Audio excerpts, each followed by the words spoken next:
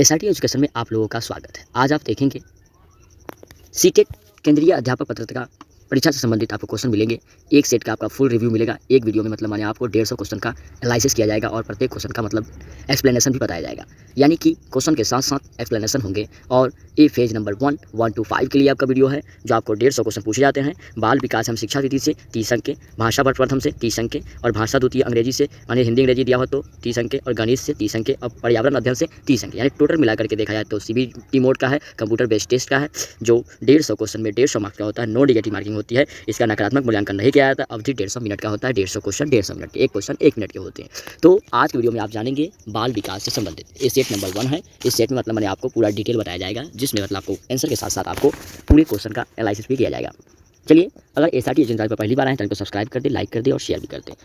अगर आप पहली बार आए हैं तो जरूर मतलब हमारे चैनल को सब्सक्राइब कर लेगा, कि इस पर आपको एक एक वीडियो बताए जाएंगे जो आपको मतलब आने वाले एग्जाम सीटेट्स जो जून से जुलाई से अगस्त में होने वाले हैं। और साल में देखा जाए तो 2 बार एग्जाम ले जाते हैं। नवंबर दिसंबर में भी होता है, पर इस बार जून से जुलाई में भी आ रहा है। जुलाई से अगस्त में चलेगा, तो साल में 2 बार एग्जाम होते हैं। हर एक साल होता है। ये सब मानता था कि मतलब नहीं होगा, लेकिन फिर भी हुआ। तो जो बच्चे मतलब माने कि तैयारी नहीं कर रहे हैं, वो मतलब करने में तैयारी पर लग जाइए। फॉर्म भरना स्टार्ट हो चुका है। बहुत सारे स्टेट जो है मतलब भर चुके हैं, इसलिए मतलब जल्दी जल्दी अपना फॉर्म भर ले। और आज की वीडियो में आप जानेंगे सीटेट से संबंधित प्रत्येक क्वेश्चन मिलेंगे आपको डिस्क्रिप्शन के साथ। देखिए, पहला क्वेश्चन हमारा जैसे कहता है, निम्न में से किस पद्धति का उपयोग करते हुए हकलाते की समस्या में निपटा जा सकता है। तो ऑप्शन में तो बहुत सारे ऑप्शन हैं। अगला कहता है प्रोलॉगी speech, pragmatic speech, protracted speech, dictator speech. यानी प्रवर्धित वाक्य, परिणाम वाक्यकारी वाक्य, और लंबित वाक्य, और अनुश्रित वाक्य। जैसे कि आपको आंसर में दिया हुआ है कि प्रवाधिक वाक्य, ऑप्शन नंबर ए सही है। तो देखिएगा, प्रवाधिक वाक्य जो होता है का प्रयोग हकलाने की समस्या की निपटा जा सकता है। हकलाने की समस्या बालकों में न केवल आत्मविश्वास में कमी जन्म देती है, बल्कि संवेगात्मक अस्तित्व को जन्म देती है। इस समस्या को प्रवाधिक वाक्य द्वारा विशेष शब्दों में बार बार उच्चारण करवा करके निदान किया जा सकता है। मतलब बार बार उसको मतलब ठीक किया जा सकता है। नेक्स्ट क्वेश्चन की ओर बढ़ेंगे।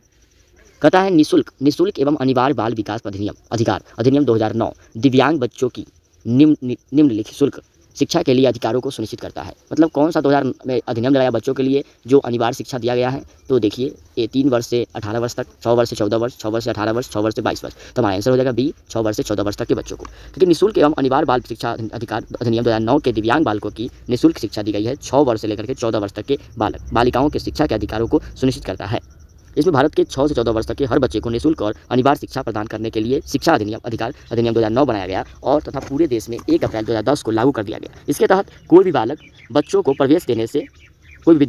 प्रवेश देने से इनकार नहीं कर सकता है। बालक को अनुत्तीर्ण नहीं किया जा सकता है। ये हमारे आंसर का डिटेल था। तीसरा क्वेश्चन हमारा है कि रॉस के अनुसार विकास की अवस्था नहीं है, क्या नहीं है। शैशवकाल, पूर्वाकाल, नवजात अवस्था, और इसका उत्तर बालक अवस्था। जैसे कि आंसर हो जाएगा हमारे ऑप्शन नंबर सी, नवजात अवस्था। देखिए, इन्होंने रॉस के अनुसार कहा गया विकास की अवस्था नवजात अवस्था नहीं होती है, क्योंकि मनोवैज्ञानिक ने मानव विकास एवं वृद्धि के अंदर में निम्न अवस्थाओं एवं इन अवस्थाओं को होने वाले परिवर्तनों और उत्त विशेषताओं का उल्लेख किया। रॉस के अनुसार बोला गया शैशवावस्था जो होता है जन्म से 3 वर्ष तक के बोलते हैं। आरंभिक बाल्यावस्था 3 से 6 वर्ष तक होता है। उत्तर बाल्यावस्था 6 से 12 वर्ष तक का होता है। किशोरावस्था 12 से 18 वर्ष का होता है। और वयस्क अवस्था 18 से ऊपर का होता है। तो ये मतलब रॉस के द्वारा कहा गया। तो आपने रॉस के बारे में देख लिया। रॉस ने नवजात अवस्था को ही बोला कि अनुसार विकास की अवस्था नहीं कही, लेकिन शैशवावस्था, पूर्वावस्था, उत्तर बाल्यावस्था बोला। इन्होंने मतलब कम से कम 5 अवस्थाएं बताई। एक शैशवावस्था, एक आरंभिक बाल्यावस्था, एक उत्तर बाल्यावस्था, एक किशोरावस्था, एक वयस्क अवस्था। नेक्स्ट क्वेश्चन देखेंगे 3 नंबर।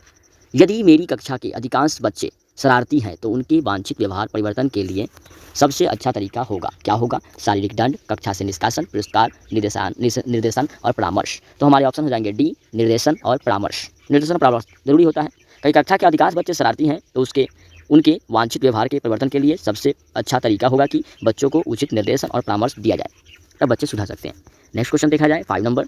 विद्यार्थियों में सहयोग की भावना का विकास किया जा सकता है, किसके तहत। सहयोग की भावना का उदाहरण देकर के, सहयोग पर फिल्म दिखा करके, रचनात्मक कार्य करा करके, ऐसा काम देकर जिसमें सब मिलकर एक साथ काम करें। तो ये काम सही है, यानी ऑप्शन नंबर डी सही है। ऐसा काम देना चाहिए जो सब मिलकर के एक साथ काम को कर सके। तो देखेंगे इसका डिस्क्रिप्शन। तो डिस्क्रिप्शन यही है कि विद्यार्थी में सहयोग की भावना का विकास तभी संभव हो सकता है जब ऐसा काम किया जाए जिसमें सब विद्यार्थी मिलकर के एक साथ काम कर सके, तब बच्चे मतलब माने विकास कर सकते हैं। नेक्स्ट क्वेश्चन देखेंगे आप 6 नंबर। जब एक छात्र विशेष को पढ़ने में अरुचित का प्रदर्शन करने लगे तो शिक्षक को तुरंत निम्नलिखित उपाय करने चाहिए। क्या करना चाहिए। उसके गृह कार्य में कटौती करनी चाहिए, प्राचार्य से शिकायत करनी चाहिए, वास्तविक कारण की खोज करना चाहिए, नवीन शिक्षण कार्य प्रदान करनी चाहिए। तो हमारे ऑप्शन सी हो जाएंगे कि वास्तविक कारण की खोज करेंगे, क्योंकि जानते हैं जब एक छात्र विषय को पढ़ने में अरुचि का प्रदर्शन करे तो शिक्षक तुरंत वास्तविक कारण की खोज करना प्रारंभ करें। ये होते हैं अच्छे शिक्षक की नीति होती है। नेक्स्ट क्वेश्चन आता है 7 नंबर, शिक्षा मनोविज्ञान की अंतर्निरीक्षण विधि के विषय में कौन सा कथन अनुचित है। यह विधि सरल एवं कर्मी खर्चीला होता है। इस विधि के लिए मात्र एक प्रयोग की आवश्यकता होती है। इस विधि का प्रयोग किसी भी स्थान पर किसी भी समय किया जा सकता है। अंतरक्षित द्वारा अध्यापक अपने शिक्षण कार्य को अधिक उपयोग बना सकता है। तो ऑप्शन नंबर हमारा बी सही हो जाएगा, क्योंकि इस विधि के लिए मात्र एक प्रयोगशाला की आवश्यकता होती है। क्या चलेगा देखिएगा, शिक्षा मनोविज्ञान की अंतर्निहित विधि के विषय में की गई विधि के लिए प्रयोगशाला की आवश्यकता होती है, अनुचित होगा, क्योंकि अंतर्निरीक्षण विधि का तात्पर्य अंदर देखने में है। इसे आत्मनिरीक्षण या आत्मचेतना भी कहा जा सकता है। इसका उद्देश्य होता है मानसिक प्रक्रियाओं का स्वयं अध्ययन कर उनकी व्याख्या करना। अंतर्निरीक्षित विधि सरल एवं तथा कम खर्चीला है। इस विधि का प्रयोग किसी भी स्थान पर किसी भी समय किया जा सकता है तथा इस विधि का उपयोग करके अध्यापक अपने शिक्षण कार्य को अधिक उपयोगी बना सकते हैं। नेक्स्ट क्वेश्चन आता है क्या 8 नंबर, कहता है शिक्षा मनोविज्ञान के निम्नलिखित उद्देश्य में से कौन सा उद्देश्य व्यावहारिक नहीं होता, इसमें कौन सा गलत है। तो शिक्षा मनोविज्ञान का उद्देश्य उस विधि को समझना है जिसके द्वारा अध्यापक अपने कार्य को सफलतापूर्वक चला सकता है। ऑप्शन नंबर ए कहता है। बी कहता है शिक्षा मनोविज्ञान का उद्देश्य अध्यापक को यह बताता है कि कौन सा बालक कितना बुद्धिमान है। ऑप्शन नंबर सी कहता है शिक्षा मनोविज्ञान का उद्देश्य अभिरुचियों, विकास की अवस्थाओं तथा बालकों के मानसिक स्तर के अनुसार उचित शिक्षा प्रदर्शित करता है और निश्चित अध्यापक को सहायता करता है। ऑप्शन नंबर डी शिक्षा मनोविज्ञान का उद्देश्य मूल्य निर्धारण तकनीकों की ओर योजना बनाने तथा विद्यार्थियों की उपलब्ध व्यक्ति और बुद्धि को निर्धारण करने में अध्यापक को सहायता पहुंचाता है। तो ऑप्शन नंबर बी सही गलत है, यानी वही हमारा आंसर है, गलत ही आंसर है, क्योंकि शिक्षा मनोविज्ञान का उद्देश्य अध्यापक को यह बताता है कि कौन सा बालक कितना बुद्धिमान है, जो गलत है, क्योंकि जानते हैं शिक्षा मनोविज्ञान का उद्देश्य अध्यापक को यह बताना होता है कि बालक कितना बुद्धिमान है। ये व्यवहारिक उद्देश्य नहीं होते हैं, क्योंकि जानते हैं शिक्षा मनोविज्ञान का उद्देश्य होता है कम से कम 5 होते हैं। कौन कौन होता है, पहला देखिए, बालकों के प्रति निरीक्षण, निष्पक्ष और सहानुभूतिपूर्ण दृष्टिकोण का विकास करने में सहायक होना चाहिए। वांछित शिक्षण विधियों और शिक्षण सामग्री के चयन हेतु शिक्षक को सहायता प्रदान करनी चाहिए। शिक्षण प्रक्रिया की सफलता तथा असफलता के संबंध में वांछित जानकारी प्रदान करना चाहिए और वांछित अधिगम की दिशा में बालक को अभिप्रेरित करने से संबंधित विधियों की जानकारी प्रदान करना चाहिए। और शिक्षा मनोविज्ञान का उद्देश्य रुचियों, विकास की अवस्थाओं तथा बालकों के मानसिक स्तर के अनुसार उचित शिक्षा परिस्थितियों को निश्चित करने में अध्यापक को सहायता करना चाहिए। ये हमारे सही थे। नेक्स्ट नंबर क्वेश्चन करेंगे 9 नंबर क्वेश्चन क्या कहता है, आपको पूरे डिटेल के साथ बताया जाएगा। शिक्षा मनोविज्ञान की प्रागैतिहासिक विधि है, वस्तु बहुत ही विश्वसनीय, प्रमाणिक और नियमित। विश्वसनीय नहीं कहा जा सकता है, विश्वसनीय परंतु नियमित नहीं, उपयुक्त कोई भी कठिन नहीं। जैसे लाइक ऑप्शन नंबर हमारे हो जाएंगे ए, बहुत ही विश्वसनीय, प्रमाणित एवं नियमित होता है, क्योंकि जानते हैं शिक्षा मनोविज्ञान की प्रयोगात्मक विधि बहुत ही विश्वसनीय, प्रमाणिक और नियमित होती है। प्रयोगात्मक विधि सामाजिक अनुशासन की वह पद्धति है जो प्रयोग के आधार पर की जाती है। समाजशास्त्री अनुसंधान में परीक्षणात्मक या प्रयोगात्मक अनुशासन अनुसंधान अभिकल्प प्रणाली एक विकसित एवं उन्नत विधि है जिसके अंतर्गत हम सूक्ष्म समस्या का समाधान प्रस्तुत कर सकते हैं। चलिए नेक्स्ट क्वेश्चन 10 नंबर, व्यक्ति के विकास में वंशानुक्रम का प्रभाव किस दृष्टि से उचित प्रतीत नहीं होता है। तो ऊंचे कद वाले माता पिता के ऊंचे कद वाला बच्चा होना, मंद बुद्धि वाले माता पिता के मंद बुद्धि बच्चा होना, निर्धन माता पिता के निर्धन बच्चा होना, गोरे रंग वाले माता पिता के गोरे रंग का बच्चा होना। तो ऑप्शन नंबर के अनुसार से सी गलत है, क्योंकि जानते हैं निर्धन माता पिता के बच्चे निर्धन बच्चा होना ये गलत बात है, क्योंकि जानते हैं क्योंकि गार्डनर ने वंशानुक्रम का वृद्धि के प्रभाव पर कहा कि मंद बुद्धि माता पिता की संतान मंद बुद्धि होती है, तेज बुद्धि के माता पिता का संतान तेज बुद्धि वाले होते हैं। इससे स्पष्ट होता है कि व्यक्ति के शारीरिक और मानसिक विकास पर वंशानुक्रम का प्रभाव पड़ता है, लेकिन यहाँ बोला गया निर्धन माता पिता के निर्धन बच्चा, ये गलत है, हमारा वही आंसर है। नेक्स्ट क्वेश्चन देखेंगे आप, बुद्धि एवं विकास के नियमों का ज्ञान अध्यापक को किस प्रकार सहायता प्रदान करता है। इनकी सहायता से अध्यापक छात्रों को कुशलतापूर्वक पढ़ा सकता है। इनकी सहायता से अध्यापक पाठ के प्रश्नों को सुगमता से हलवा सकता है। इनकी सहायता से अध्यापक के दृष्टिकोण के बच्चे प्रति बदल सकता है। इनकी सहायता से अध्यापक बच्चों के व्यक्तिगत अंतरों को समझ करके उचित पथ प्रदर्शन कर सकता है। ये हमारे ऑप्शन डी सही है, क्योंकि यही हमारा आंसर हो जाता है। देखिए जानते हैं, क्योंकि बुद्धि तथा विकास के नियमों के ज्ञान के अध्यापक बच्चों के व्यक्तिगत अंतरों को समझकर उचित मार्गदर्शन कर सकता है, ये बात सही है। नेक्स्ट क्वेश्चन देखेंगे 12 नंबर, अधिकांश शिक्षा शास्त्री के अनुसार अध्यापक के 3 प्रमुख कार्य हैं। पहला ऑप्शन में कहा था चरित्र निर्माण, कुशलता एवं अभ्यास, अध्यापन, शिक्षण, निर्देशन, अध्यापन, शिक्षण, अभ्यास, निर्देशन, अनुदेशन, कुशलता। तो ऑप्शन नंबर बी सही है, क्योंकि जानते हैं अध्यापन, शिक्षण एवं निर्देशन, ये हमारा सही है, क्योंकि जानते हैं अध्यापन, शिक्षण, निर्देशन यही क्या है, अपने अधिकांश शिक्षा शास्त्रियों के अनुसार अध्यापक के 3 प्रमुख कार्य हैं। नेक्स्ट क्वेश्चन देखेंगे आप 13 नंबर, बालकों के समक्ष पहले अनेक उदाहरण प्रस्तुत किए जाते हैं, तदुपरांत उन्हीं के माध्यम से सिद्धांत का निरूपण किया जाता है। इस विधि को कहते हैं, क्या कहते हैं, निगम विधि कहते हैं, आगमन विधि कहते हैं, प्रयोग विधि कहते हैं, उदाहरण विधि कहते हैं। जैसे लाइक बोलेंगे आगमन विधि कहेंगे, क्योंकि जानते हैं बालक के समक्ष अनेक प्रकार के उदाहरण प्रस्तुत करने से क्या होता है, आगमन विधि होता है। लाइक तो इसी को हम मतलब तुरंत उन्हीं के माध्यम से सिद्धांत के अनुसार से निरूपण करते हैं, तो उसे आगमन विधि कहते हैं। नेक्स्ट क्वेश्चन देखेंगे 14 नंबर, आगमन विधि के संबंध में कौन सा कथन अनुचित है। तो इनमें बालक क्षमतापूर्वक सोच सकता है और उसे नया ज्ञान मिलता है। यह विधि छोटे बालकों के लिए अधिक रोचक एवं सरल होती है। इसमें सारा कार्य अध्यापक स्वयं करता है। इसमें शिक्षण मंद गति से होता है परंतु ज्ञान अस्थायी रहता है। तो हमारे ऑप्शन सी सही है कि इसमें सारा कार्य अध्यापक स्वयं करता है। तो कि जानते हैं आराम विधि, इसलिए ये कहने का मतलब देखें तो आगमन विधि के संबंध में यह कथन सुनिश्चित है कि इसमें कार्य अध्यापक स्वयं करता है, क्योंकि आगमन विधि में बालक स्वतंत्रतापूर्वक सोचता है और उसे नया ज्ञान मिलता है। यह विधि छोटे बालकों के लिए अधिक रोचक एवं सरल होता है क्योंकि इसमें शिक्षण मंद गति से होता है परंतु ज्ञान अस्थायी रहता है। नेक्स्ट क्वेश्चन देखेंगे 15 नंबर। पियाजे के अनुसार, पियाजे जो बहुत क्वेश्चन पूछा था पियाजे से, पियाजे के सिद्धांत के अनुसार बच्चे निम्न में से किसके द्वारा सीखते हैं? सही प्रकार के ध्यान लगाकर जानकारी को याद करना, समाज के आर्थिक सहयोगी सदस्यों के द्वारा उपलब्ध कराए गए सहारे के आधार पर करता है, अनुकूलन की प्रक्रिया, तो उपयुक्त पुरस्कार दिए जाने पर अपने व्यवहार में परिवर्तन करना। तो ये जैसे बात पियाजे ने बोला कि बात तो सीखता है कि मतलब माने कि ये ऑप्शन नंबर अनुकूलन की प्रक्रिया सही है, क्योंकि जिन पियाजे के अनुसार बोला गया बालक जैसे जैसे अपने वातावरण में समंजय और आत्मकरण करता है जाता है उसका संज्ञानात्मक विकास आगे बढ़ता जाता है। और इन्होंने ही कहा था कि सीखना कोई यांत्रिक क्रिया नहीं है बल्कि एक बौद्धिक प्रक्रिया है, एक संप्रदाय निर्माण की प्रक्रिया है और यह संप्रदाय निर्माण बालक की आयु के अनुसार होता रहता है। नेक्स्ट 14-16 नंबर देखेंगे आप। ईश्वर भाई पटेल समिति 1977 के ने किस वर्ग तक के लिए पाठ्यक्रम की स्तुति की थी? वर्ग 1 से 4, 1 से 8, 2 से 8, 3 से 8। इसलिए का हमारे ऑप्शन हो जाएंगे सी 1 से 8 वर्ष तक के बच्चों को। तो वह ईश्वर भाई पटेल समिति ने पाठ्यक्रम की सूची 1 से 8 तक बताई, जो कि जानते हैं 1977 में 1977 में पहली बार एनसीईआरटी द्वारा गठित ईश्वर भाई पटेल समिति ने बस्ते का बोझ कम करने का सुझाव दिया और जो कक्षा 1 से 8 तक का था। नेक्स्ट क्वेश्चन देखेंगे 17 नंबर। मानव जीवन की अपरिपक्वता व्यवस्था कब होती है? तो किशोरावस्था में, प्रौढ़ावस्था में, बुढ़ापा में, बचपन में। तो हमारा आंसर हो जाएगा बचपन में। तो जानते हैं मानव जितनी भी मतलब परिपक्वता अवस्था होती है, अपरिपक्वता अवस्था वो बचपन की ही अवस्था होती है। नेक्स्ट क्वेश्चन देखेंगे। कुछ ज्ञात सत्य से अज्ञात तक पहुंचने की प्रक्रिया क्या होती है? निष्कर्ष का कथन करना, आधार वाक्य का कथन करना, निर्णय करना, अनुमान लगाना। इसलिए का मतलब माने कुछ ज्ञान सत्य से अज्ञान के पहुंचते हैं मतलब अनुमान लगाते हैं जिसका हम जानते नहीं हम लोग। तो कुछ ज्ञात सत्य को जानने के लिए हम लोग अनुमान करते हैं, इसको अनुमान कला करते हैं। एक अच्छा अध्यापक 19 नंबर। एक अच्छा अध्यापक वह है जो उसकी कक्षा शिक्षण में अधिक ध्यान देता है। क्या? कमजोर छात्रों पर, प्रतिभाशाली छात्रों पर और निर्धन और अपंग छात्रों पर, उपयुक्त सभी छात्रों पर। तो हमारे आंसर हो जाएंगे 19 का डी, उपयुक्त छात्रों पर यानी कमजोर छात्रों पर, प्रतिभाशाली छात्रों पर और निर्धन और अपंग छात्रों पर। Next question 20 number. अध्यापक को भड़कीले वेशभूषा नहीं पहननी चाहिए क्योंकि इस छात्र पर अच्छा असर नहीं पड़ता है, अनावश्यक व्यवहार करता है, अध्यापक आदर्श का प्रतिबिंब होता है, अध्यापक आलोचना का पात्र होता है। इसलिए हमारे आंसर हो जाएंगे नहीं पहननी चाहिए। तो इसका आंसर होगा इनमें छात्रों पर अच्छा असर नहीं पड़ता है, क्योंकि जानते हैं अध्यापक भड़कीले वेशभूषा पहनेंगे तो छात्रों पर असर नहीं पड़ता। अध्यापक छात्रों का आदर्श और प्रतिबिंब होता है, इसीलिए अध्यापक सामान्य वेशभूषा होनी चाहिए। Next question 21 number. आप अपने बच्चे का प्रवेश ऐसे संस्था में कराने का प्रयत्न करेंगे या करेंगी जिसमें कठोर अनुशासन हो, समृद्ध व्यवस्था के बच्चे पढ़ते हो, नकल करके पास होने की सुविधा हो, छात्र के चतुर्मुखी विकास पर ध्यान देता हो। इसलिए हमारे आंसर हो जाएंगे डी, छात्र के चतुर्मुखी विकास पर ध्यान दिया जाता है। तो जगह अच्छे और उसकी प्रशंसा की जाती है, मतलब देखा जाए तो आप अपने बच्चे का प्रवेश चतुर्वर्ती विकास के आधार पर करेंगे। नेक्स्ट क्वेश्चन आता है 22 नंबर। अच्छे छात्रों को प्रोत्साहन देने के लिए क्या करना चाहिए? उनकी प्रशंसा की जानी चाहिए, उन्हें कभी कक्षा में दायित्वपूर्ण कार्य किया जाना चाहिए, उन्हें मैत्रीपूर्ण व्यवहार किया जाना चाहिए, उपयुक्त सभी। इसलिए का हमारे आंसर हो जाएंगे सभी। आंसर सही है, क्योंकि जानते हैं उनकी प्रशंसा करनी चाहिए, उन्हें कक्षा में दायित्व कार्य देना चाहिए और उनसे मैत्रीपूर्ण व्यवहार करना चाहिए। नेक्स्ट क्वेश्चन आता है 23 नंबर। प्रत्येक व्यक्ति का विकास किस आयु में चरम सीमा तक पहुंच जाता है? 16 वर्ष, 19 वर्ष, 21 वर्ष, 25 वर्ष। तो हमारे आंसर हो जाएंगे 21 वर्ष, क्योंकि जानते हैं प्रत्येक व्यक्ति का विकास 21 वर्ष की आयु में चरम सीमा तक पहुंच जाता है, क्योंकि 21 वर्ष की आयु वाले व्यक्ति की अवस्था वह है जो 18 से 30 वर्ष तक की आयु की श्रेणी में आता है।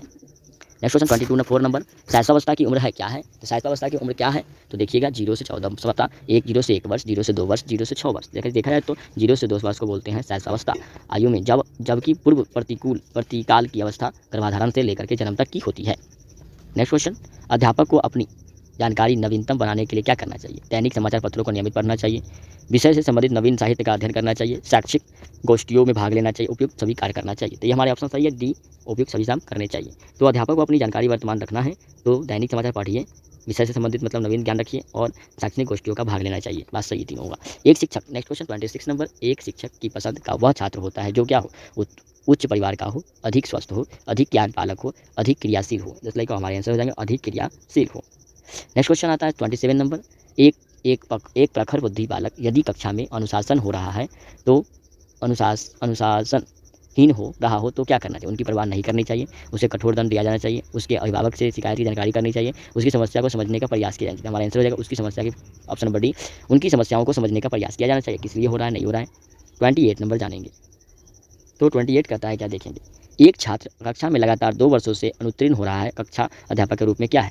में आप क्या करेंगे? ठंडी डांट ढसें, उसे डांट फटकार करके सुधारने का प्रयास करें, उसे किसी व्यवहार को अपनाने की सलाह देंगे, उसकी असफलता के कारणों का पता लगाएंगे, उसे आगे बढ़ने के लिए मना कर देंगे। इसलिए हमारा आंसर हो जाएगा उसकी असफलता के कारणों का पता लगाएंगे, क्योंकि जानते हैं पता लगाने से बच्चा समझ जाएगा और मतलब फिर पता लगने के बाद टीचर भी पढ़ा सकता है अच्छे तरीके से। एंडो, बात है कि अगला क्वेश्चन आता है कि एंडोमार्फिक व्यक्ति होते हैं, कैसे होते हैं? दुबले और लंबे, छोटे और मोटे, चिड़चिड़े, प्रसन्न चिन्ह, जैसे लाइक ऑप्शन हो जाएगा हमारे बी, छोटे और मोटे, क्योंकि जानते हैं एंडोफॉर्मिक व्यक्ति छोटे और मोटे ही होते हैं। नेक्स्ट क्वेश्चन आता है और बाल्यावस्था की आपके लास्ट क्वेश्चन है। यदि आपसे किसी गंभीर विषय पर भाषण देने के लिए कहा जाए तो आप क्या करेंगे? कुछ देर का समय मान लेंगे, इस विषय में मित्रों से सलाह लेंगे, संघर्ष तैयारी को हो जाएंगे और स्पष्ट मान कर देंगे। इसलिए कि हमारे आंसर हो जाएगा यदि आप किसी गंभीर विषय पर भाषण देने जा रहे हैं तो आप पहले सहर्ष तैयार हो जाएंगे, तैयार करेंगे तब ही मतलब विकास हो सकता है। नेक्स्ट क्वेश्चन आता है कि जैसे कि हिंदी का मतलब माने, हिंदी में भी मतलब कम से कम 30 क्वेश्चन पूछे जाते हैं, 30 क्वेश्चन पूछे जाते हैं। देखिए अब हिंदी की बात करेंगे, हिंदी में भी कम से कम 30 क्वेश्चन पूछे जाते हैं, प्रत्येक सेक्टर प्रत्येक 30 क्वेश्चन। इसमें गंधार आता है, गंधार आते हैं, गंधार को पढ़ करके उसका जवाब देना रहता है, ग्रामेटिकली या कुछ भी रहता है। गांधार को पढ़ करके निम्नलिखित प्रश्नों में सबसे उचित विकल्प का चयन करें, यही है। पहला कहता है रविंद्रनाथ ने इस भारतवर्ष को महामानव समुद्र कहा है। विचित्र देश है यह, असुर आय, आर्य आय, शक आय, हून आय, नाग आय, यक्ष आय, गंधर्व आय, न जाने कितनी मानव जातियाँ यहाँ आई और आज के भारतवर्ष बनने में अपना हाथ लगा गई, जिससे हम हिंदू रीति नीति कहते हैं। वह अनेक कार्य और आर्य उपमानों का अनुभूत मिश्रण है। एक एक पक्षी न जाने किसी स्मृतियों का भार लेकर के हमारे सामने उपस्थित है। अशोक की भी अपनी स्मृति परंपरा है, आम की भी है, बिल्कुल बकुले की भी है, चंपे की भी है। सब क्या हमें मालूम है, जितना मालूम है उसी का अर्थ क्या स्पष्ट हो सकता है। न जाने किस बुरे मुहूर्त में मनोजन्मा देवता ने शिव पर पान फेंका था, शरीर जल करके राख हो गया। वामन पुराण में षष्ठ अध्ययन की गवाही पर हमें मालूम है कि उनका रत्नमय धनुष टूट करके खंड खंड हो गया और जहाँ मूठ थी वह स्थान रूपक मणि से बना था, वह टूट कर धरती पर गिरा और चंपे का फूल बन गया। हीरे का बना हुआ जो नाह स्थान था वह टूट करके गिरा और वह मौलसिरी के मनोहर पुष्पों में बदल गया। अच्छा ही हुआ इंद्रनील प्राणियों का बना हुआ कोटि देश की टूट गया।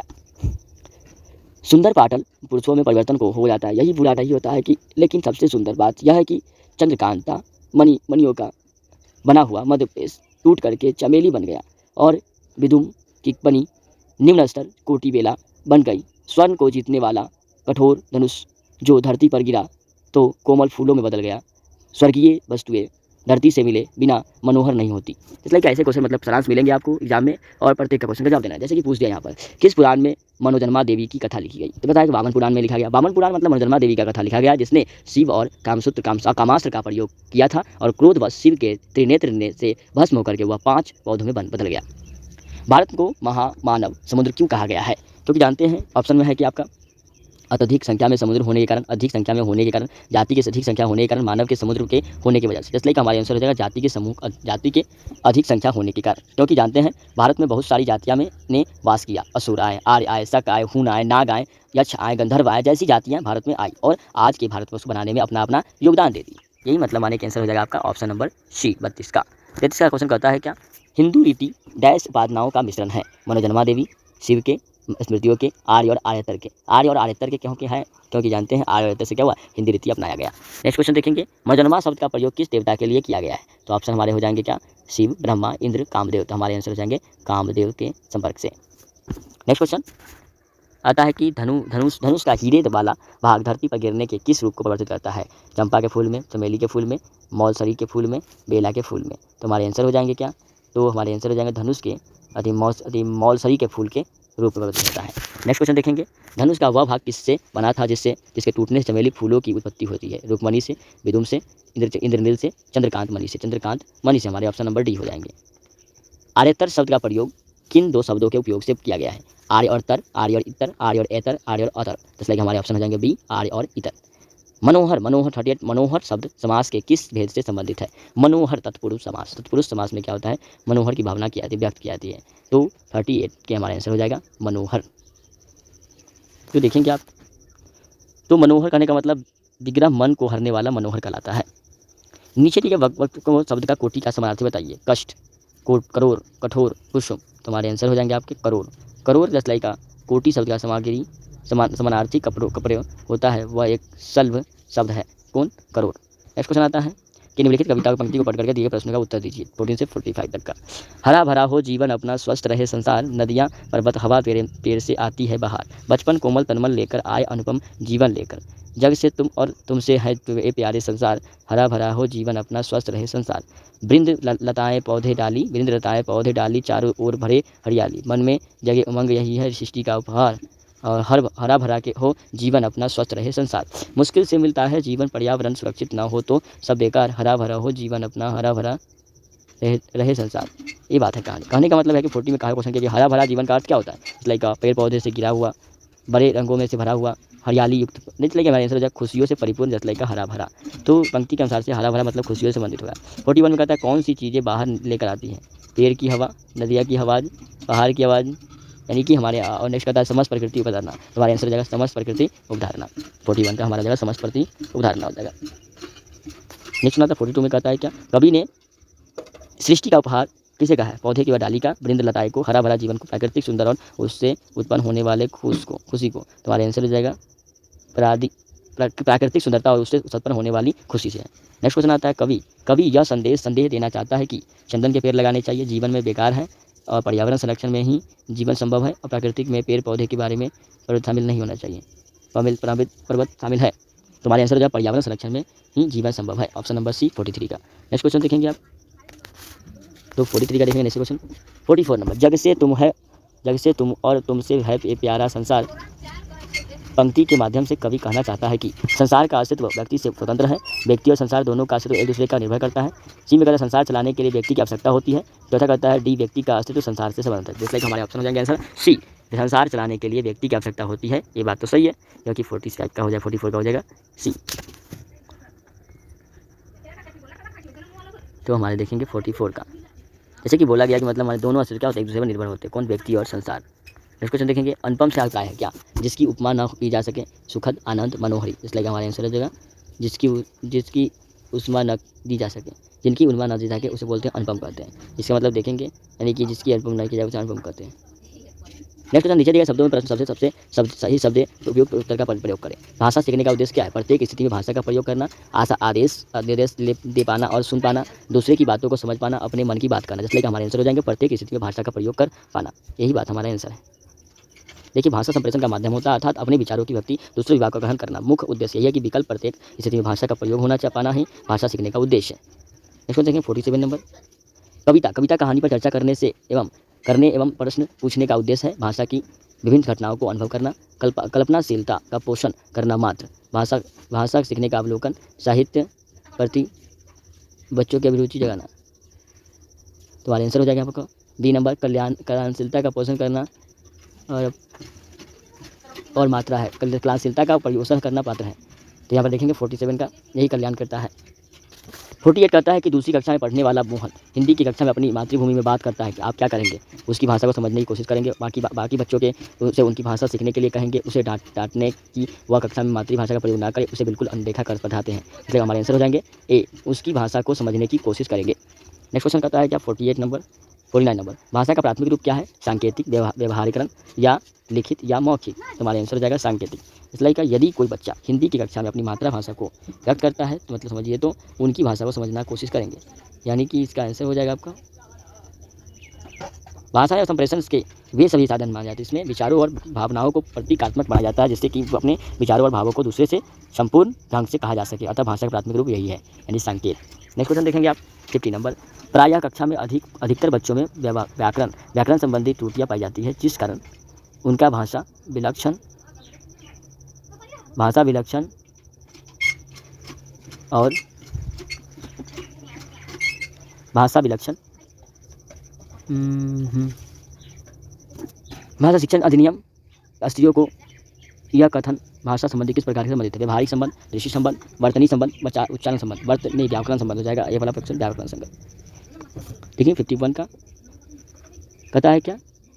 भाषा एक कौशल है और इसका विकास अभ्यास पर ही निर्भर होता है। किसका कहना है? स्किनर का, क्रो का और पॉल लॉ का, थार्डाइक का है। दृष्टि बाधित बच्चों को भाषा सिखाते समय क्या होता है? तो अधिक से अधिक समय लगेगा और इसका प्रयोग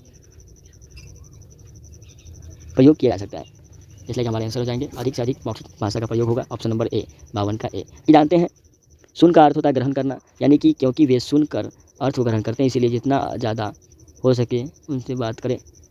और अध्यापक को दृष्टि बच्चों को क्या करना चाहिए? को भाषा सिखाने और संख्या मौसम भाषा का प्रयोग करना चाहिए। 52 का था। नेक्स्ट क्वेश्चन 53 देखेंगे। भाषा का अस्तित्व एवं विकास समाज के बाहर नहीं हो सकता है, यह कथन किसका है?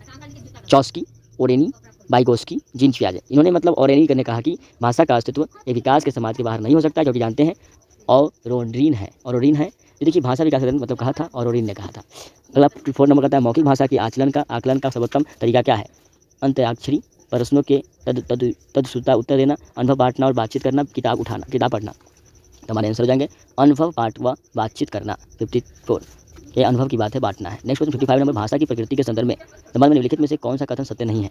भाषा का विचार से गहरा संबंध है। भाषा के केवल भाषा वैज्ञानिक और प्रकृति धमनव्य संकेत का प्रयोग होता है। भाषा पैतृक संपत्ति न होकर के अर्जित संपत्ति है। भाषा का अर्जन अनुकरण होता है, इसलिए हमारे आंसर हो जाएंगे बी। भाषा के में केवल भाषा वैज्ञानिकों द्वारा स्वीकृति ध्वनिरात्मक संकेतों का प्रयोग होता है। ऑप्शन नंबर बी सही है, इसलिए 55 का। इसलिए देखिएगा कि कथन सत्य नहीं है, क्योंकि जानते हैं भाषा का विकास गहरा संबंध होता है। भाषा पैतृक संपत्ति न होकर के अर्जित संपत्ति है, क्योंकि जानते हैं इसका अर्थ होता है अर्जन अनुकरण भाषा। नेक्स्ट क्वेश्चन देखेंगे 56 नंबर। भाषा की कक्षा में एक शिक्षक बच्चों से क्या अपेक्षा करता है? बच्चे अपनी मातृभाषा का बिल्कुल भी प्रयोग ना करें। बच्चे बालकों के सवालों के बंधे बांधे जवाब न दें, और बच्चे सवाल के बंधे बंधाए जवाब दें, और संस्कृति भाषा में ही जवाब दें। इसलिए हमारे ऑप्शन हो जाएंगे बी। बच्चे सवाल के बंधे बंधाए जवाब पर दे दें, यानी कि कहने का मतलब 56 कहता है कि जवाब ना दें, बल्कि अपनी बौद्धिक क्षमता के आधार पर ही अपने शब्दों का जवाब दे देंगे। क्योंकि समझ में कहता है प्राथमिक स्तर पर छात्रों को श्रुत लेखन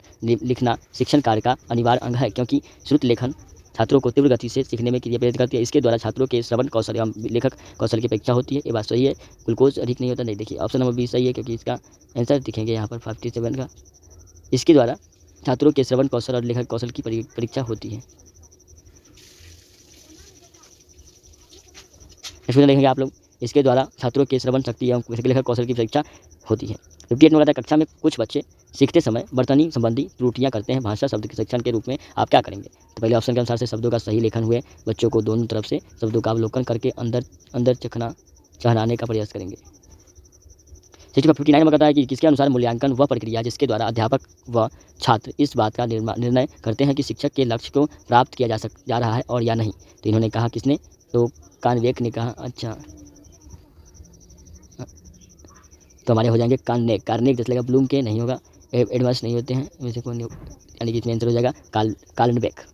59 नंबर। काल्नबेक के अनुसार बोला गया कि मतलब जिसके द्वारा अध्यापक व छात्र निर्णय किया जाता है और शिक्षक के लक्ष्यों को प्राप्त किया जाता है। 60 नंबर। और मतलब हमारे देखा जाए तो आपके मतलब ये हिंदी से संबंधित 30 क्वेश्चन खत्म हो रहे हैं। मौखिक अभिव्यक्ति की निम्नलिखित में से कौन सी विधि कथित नहीं है? तो स्वर वाचन, कविता पाठ, सत्यमेव जयते, मौन वाचन। मौन वाचन मतलब जल्दी सीख जाता है बच्चा, क्योंकि जानते हैं मौखिक अभिव्यक्ति की मौन वाचन विधि का उचित मार्ग होता है।